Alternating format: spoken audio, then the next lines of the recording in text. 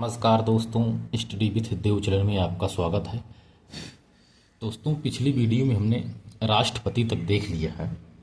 राष्ट्रपति की आपातकालीन शक्तियां तक पूरा अध्ययन कर चुके हैं राष्ट्रपति को। आज हम देखते हैं उपराष्ट्रपति। उपराष्ट्रपति का कार्य क्या है, उनके पद, शर्तें, रिक्तियां आदि पर चर्चा करते हैं। तो जो उपराष्ट्रपति है यह यूएसए से प्रेरित है। जो उपराष्ट्रपति है यूएसए से प्रेरित है, मतलब इसका पद अमेरिका से लिया गया है। राष्ट्र यूएसए से प्रेरित है, इसका मतलब राजनीतिक निरंतरता। राजनीतिक निरंतरता बनी रहे इसलिए उपराष्ट्रपति की नियुक्ति की जाती है। तो उपराष्ट्रपति जो हैं भारत में भी हैं तथा यूएसए में भी हैं।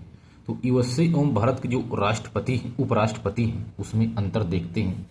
तो यूएसए का जो उपराष्ट्रपति है कार्यवाहक राष्ट्रपति जो बनता है, शेष पूरे कार्यकाल के लिए बनता है। लेकिन जो भारत का उपराष्ट्रपति है, कार्यवाहक राष्ट्रपति जब बनता है तो अधिकतम 6 माह तक बनाया जाता है। इसके बाद राष्ट्रपति का चुनाव हो जाता है अप्रत्यक्ष रूप से। तो एक आर्टिकल है 63।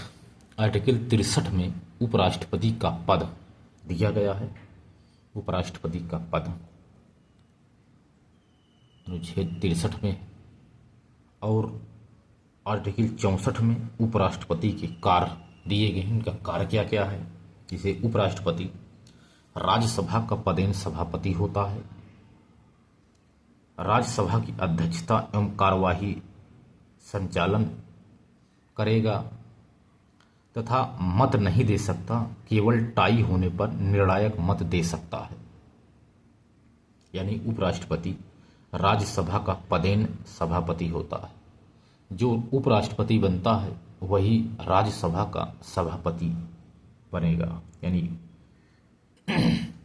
उपराष्ट्रपति का वेतन सभापति के रूप में मिलता है, ना कि उपराष्ट्रपति के रूप में। उपराष्ट्रपति का वेतन नहीं है, लेकिन जो राज्यसभा का सभापति होता है पदेन, उनका वेतन 4 लाख है तो ही मिलता है।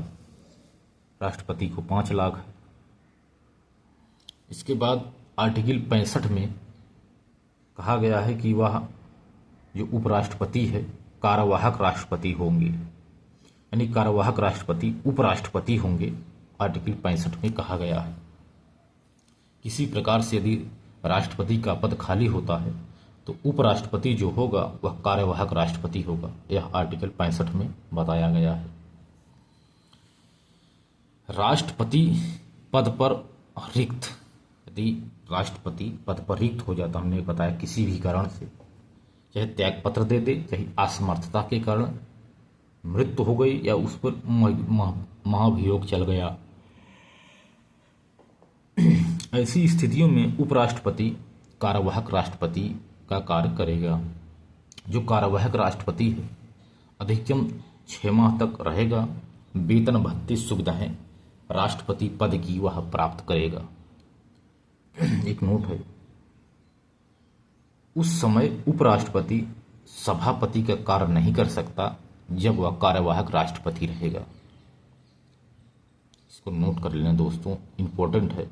क्वेश्चन बन जाएगा कि जो कार्यवाहक राष्ट्रपति है अधिकतम 6 माह तक रहता है, वेतन भत्ते सुविधा पर राष्ट्रपति की पद की पाता है, वह जो सभापति का कार्य करता है, तो ये गलत है दोस्तों। उस समय उपराष्ट्रपति सभापति का कार्य नहीं करता है। जब वो पदेन सभापति रहेगा तो पदेन वो कार्यवाहक राष्ट्रपति रहेगा। तो अब देखते हैं उपराष्ट्रपति का निर्वाचन प्रक्रिया क्या है। आनुपातिक प्रतिनिधित्व के द्वारा, एक संक्रमणी मत प्रणाली के द्वारा तथा गुप्त इनका मतदान होता है। इनकी प्रक्रिया आनुपातिक प्रतिनिधित्व, एक संक्रमणी मत प्रणाली, गुप्त मतदान के द्वारा उपराष्ट्रपति का निर्वाचन होता है। और निर्वाचन मंडल देखते हैं। संसद के सभी सदस्य प्लस निर्वाचित और मनोनीत सदस्य निर्वाचन मंडल का कार्य करते हैं। इनका जो निर्वाचन होता है, इनका संसद के सभी सदस्य भाग लेंगे। निर्वाचित प्लस मनोनीत सभी सदस्य निर्वाचन मंडल में इनके भाग लेंगे। योग्यता देखा जाए उपराष्ट्रपति की योग्यताएं, तो भारत का नागरिक हो, 35 वर्ष आयु पूरी कर चुका हो, राज्यसभा के सदस्य बनने योग्य हो, किसी लाभ के पद पर नहीं हो, उन्हें ही उपराष्ट्रपति बनाया जा सकता है। यदि इनका पद रिक्तियाँ देखा जाए तो पद रिक्तियाँ, यह त्याग पत्र दे सकता है, राष्ट्रपति को त्याग पत्र दे सकता है, मृत्यु होने पर हटाया जा सकता है, कार्यभार उपराष्ट्रपति जो है वह इसका, क्योंकि इसका कार्यभार उपराष्ट्रपति का इसका कोई प्रावधान नहीं है, सिर्फ पदेन सभापति का कार्य करता है, सभापति का इस कार्यभार पर कोई मतलब नहीं है। और यथाशीघ्र यदि चुनाव करा लिया जाए तब भी इनका पद रिक्त हो जाता है। यदि राज्यसभा संकल्प पारित कर दे कि राज्यसभा संकल्प पारित करे और लोकसभा इस पर स्वीकृति दे दे तो 14 दिन की पूर्व नोटिस के साथ इनको हटा दिया जा सकता है। आप शपथ देख ले तो राष्ट्रपति या राष्ट्रपति द्वारा नामित कोई व्यक्ति, आर्टिकल 69 में यह है कि संविधान के प्रति निष्ठा एवं भाव के पद की कर्तव्यों का यह पालन करेगा, ऐसी शपथ यह लेता है, मृत्यु परंतु पालन करेगा कि हम संविधान के प्रति निष्ठा एवं भाव के पद से अपने कर्तव्यों का पालन करेंगे। यह आर्टिकल 69 में इनका शपथ के बारे में बताया गया है कि इनको शपथ राष्ट्रपति दिलवाएगा या राष्ट्रपति द्वारा नामित कोई भी व्यक्ति हो वही दिलवा सकता है। इसके बाद देखते हैं दोस्तों अगला, संघीय मंत्रिपरिषद। संघीय मंत्रिपरिषद एवं प्रधानमंत्री। आर्टिकल 53 में संघीय कार्यपालिका की शक्तियां राष्ट्रपति में निहित हैं। शक्तियों का प्रयोग अधीनस्थों के माध्यम से वह करता है राष्ट्रपति। संघीय मंत्रिपरिषद एवं प्रधानमंत्री पर चर्चा कर रहे हैं दोस्तों, राष्ट्रपति उपराष्ट्रपति हो गया सब। आर्टिकल 53 यही कहता है कि जो संघीय कार्यपालिका शक्तियां हैं राष्ट्रपति में निहित होती हैं, वह राष्ट्रपति अपने शक्तियों का प्रयोग अधीनस्थों के माध्यम से करेगा। आर्टिकल 74 कहता है कि राष्ट्रपति की सहायता एवं सलाह हेतु एक मंत्रिपरिषद होगी। दोस्तों बताया गया मंत्रिपरिषद की सलाह बाध्यकारी होगा। 42वां संविधान संशोधन में यह वर्णित जोड़ दिया गया।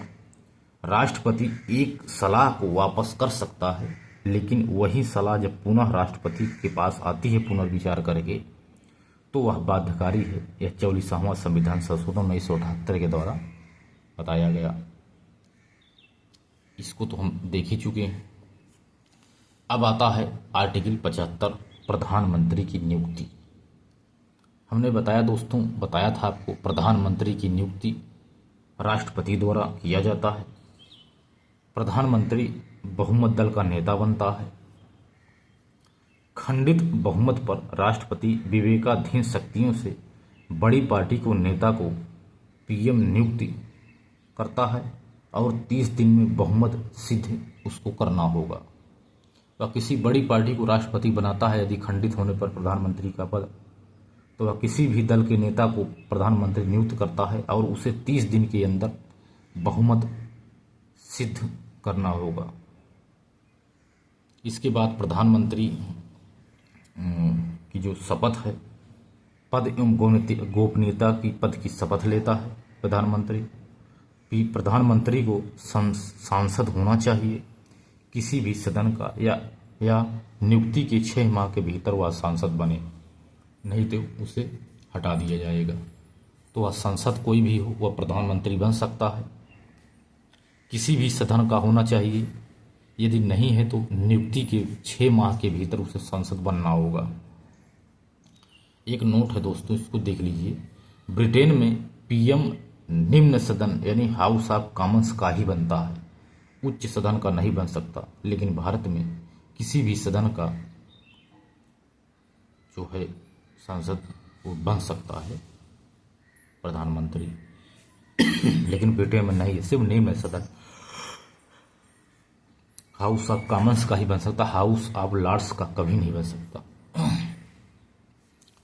प्रधानमंत्री राज्यसभा के सदस्य यदि होंगे तो जो बताया है कि काफ़ी लोग ऐसे थे जो प्रधानमंत्री थे जो राज्यसभा के सदस्य थे, काफ़ी लोग थे, क्योंकि अभी तक ज़्यादातर लोकसभा के ही बनते, लेकिन राज्यसभा के कुछ लोग थे, जैसे श्रीमती इंदिरा गांधी 1996 ईस्वी में ये भी राज्यसभा की ही सदस्य थी, एक प्रधानमंत्री जब बनी थी। श्री डी गौड़ा 1996 में ये भी थे, इनकी बात तत्काल जो बने थे ये भी राज्यसभा के थे। डॉक्टर मनमोहन सिंह सन 2004 में भी राज्यसभा के ही सदस्य थे जो प्रधानमंत्री बने थे। इसके बाद मंत्रियों की नियुक्ति देखते हैं दोस्तों। मंत्रियों की नियुक्ति प्रधानमंत्री की सलाह पर राष्ट्रपति द्वारा किया जाता है। प्रधानमंत्री की सलाह पर हटाया भी जा सकता है। मंत्री राष्ट्रपति के प्रसाद पर्यंत कार्य करते हैं। जो मंत्रियों को नियुक्त की जाती है ये राष्ट्रपति के प्रसाद पर्यंत कार्य करते हैं। प्रधानमंत्री तथा मंत्रिपरिषद का कार्यकाल निश्चित नहीं है। सामान्यतः बहुमत रहने तक लगभग 5 वर्ष तक ये रहते हैं, इनके बाद इनको हटा दिया जाता है। बहुमत रहने तक, बहुमत हासिल नहीं रहता तत्काल भंग हो जाती है सरकार।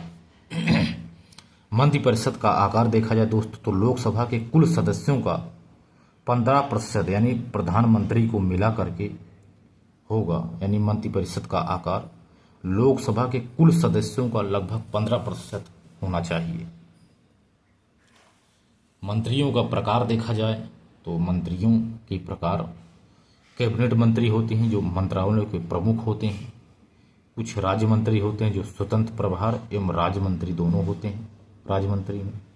कुछ उप मंत्री होते हैं यानी राष्ट्र जो राष्ट्र मंत्री हैं या जो कैबिनेट मंत्री हैं इनके सहायक होते हैं, इनको उप मंत्री कहते हैं। तो राष्ट्र मंत्री और कैबिनेट मंत्री के कुछ सहायक होते हैं उनको उप मंत्री कहते हैं, और संसदीय सचिव ये भी होते हैं। ये मंत्रियों के प्रकार हैं। इसके बाद एक नोट और है, जो यह आर्टिकल 352 है, इसमें मंत्रिमंडल कैबिनेट शब्द का प्रयोग किया गया। यदि पूछा जाए दोस्तों मंत्रिमंडल शब्द का प्रयोग कहाँ है तो यह है अनुच्छेद 352 में है, यानी मंत्रिमंडल यानी कैबिनेट शब्द का प्रयोग संविधान में दिया गया है, वर्णित है 352 में मंत्रिमंडल यानी कैबिनेट शब्द का प्रयोग। इसके बाद सामूहिक उत्तरदायित्व देखते हैं, जो आर्टिकल 75 में सामूहिक उत्तरदायित्व का मतलब क्या है, यानी यदि मंत्रिपरिषद के खिलाफ लोकसभा में अविश्वास प्रस्ताव पारित हो जाता है तो पूरी मंत्रिपरिषद को त्यागपत्र देना होगा।